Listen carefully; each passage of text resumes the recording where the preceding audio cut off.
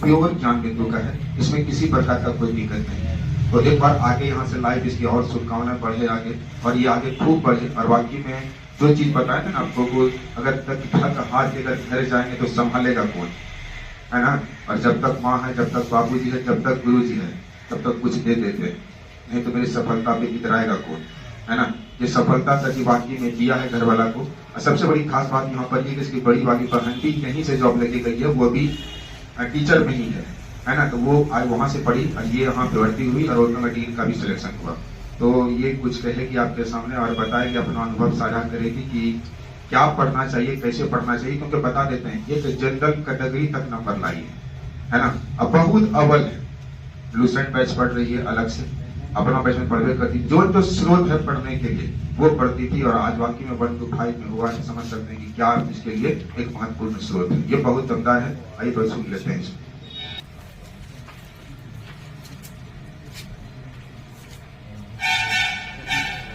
सभी को मेरा नाम नेहा रानी है। मैं तैयारी 3 में 1 to 5 में सेलेक्टेड हूँ। और ज्ञान बिंदु का मेरा जो पहला सफर था 11 फरवरी 2024 को हम भागलपुर आए थे, और 12 फरवरी को हम ज्ञान बिंदु पढ़ने के लिए आए हुए। मुझे ऐसा नहीं लगा कि क्या कंपटीशन का, मुझे सी भी मालूम नहीं था कि क्या होता है, कभी कंपटीशन दिए ही नहीं थे, कुछ भी मालूम नहीं था। यहाँ आए तो पढ़ना चालू किया, लगता था पता नहीं हो पाएगा कि नहीं हो पाएगा, क्या पढ़ें क्या छोड़ना है, कुछ समझ में नहीं आ रहा था। मेरी दीदी यहाँ से 9, 10 में वो सिलेक्टेड है, अभी मधुबनी में पोस्टेड है, तो वो यहीं से पढ़ी थी। वो बोली कि सर जितना सा पढ़ाएंगे बस उसको तुम फॉलो करना, बाकी रहा करंट अफेयर तो ये सब अपना यूट्यूब से, और सर भी पढ़ाते थे करंट अफेयर, तो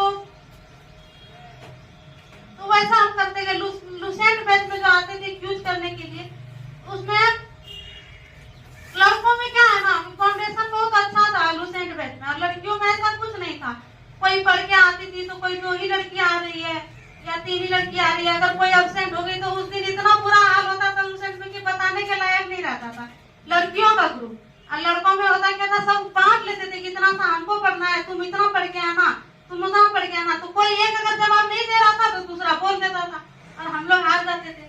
तो सर जब 2-4 दिन ऐसे 10-15 दिन लगातार हारते गए तो सर बोले थे क्या, लड़कियों का तो घुटनों में दिमाग होता है, इसीलिए लड़कियां हार जाती है, सर बोले थे। तो ये चीज उस समय हमको भी अच्छा नहीं लगा था। उसके बाद और एक रश्मि प्रिया आती थी पढ़ने, तो वो बोली थी कि कोई क्या नाम उनका याद नहीं आ रहा,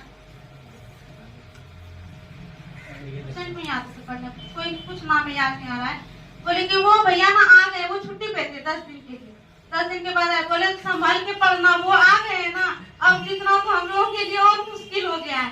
तो हम 4 घंटे लूसेंट पढ़ते थे, और उसके बाद जो फाउंडेशन बैच पढ़ते थे वो तो पढ़ते ही थे।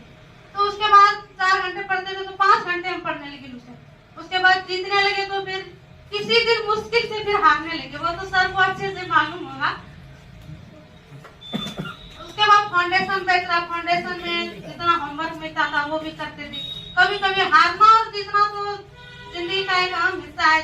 जिस दिन लड़का लोग अगर जीत गया लूसेंट में तो समझिए बहुत बड़ा तीर मार दिया, वो ऐसा होता था, ऐसा ही माहौल बन जाता था। और करंट पे हमको नहीं लगता था कि हम बीपीएससी क्वालिफाई कर पाएंगे, क्योंकि बीपीएससी में इतना सीनियर कैंडिडेट रहते हैं, ग्रेजुएट सब स्टूडेंट रहते हैं।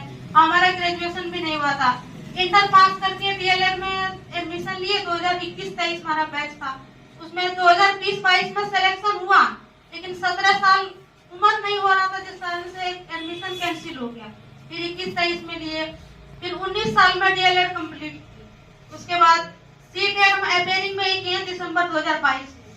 बीपीएससी टीआरई 1 का वाकई में लगी गई है जॉब अभी हाल ही में, और 6 to 8 में भी बहुत लोगों का हुआ है, 9 to 10 में हुआ है।